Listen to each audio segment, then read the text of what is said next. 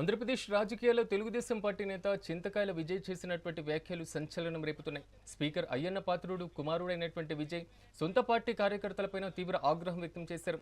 YCP నాయకులతో మాట్లాడినా, వారి శుభకార్యాలకు వెళ్లినా సహించేది లేదని హెచ్చరించారు. దీంతో ఈ వ్యాఖ్యలు సోషల్ మీడియాలో వైరల్గా మారుతున్నాయి. ప్రెస్టేజ్ నాకు నీకు లేదు.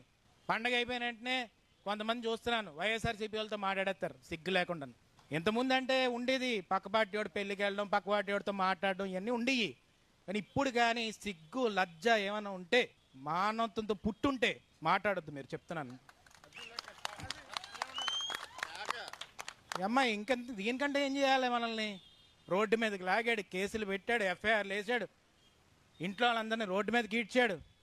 నేనైతే ఒంగోబెట్టి తన్నేస్తాను చెప్తున్నాను ఒక్కొక్కరికి.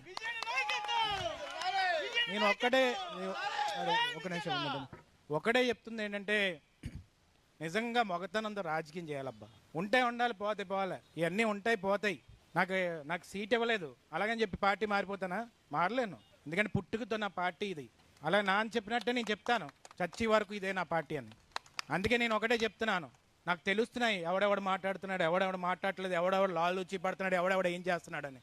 నేను ఒకటే చెప్తున్నాను, ఆ ఊరు పోయినా పర్లేదు, ఆ పంచాయతీ పోయినా పర్లేదు, వెన్నుపోటు పొడిసేవాడిని మాత్రం పేగులు తీసి రోడ్డు మీద పెట్టేస్తాం.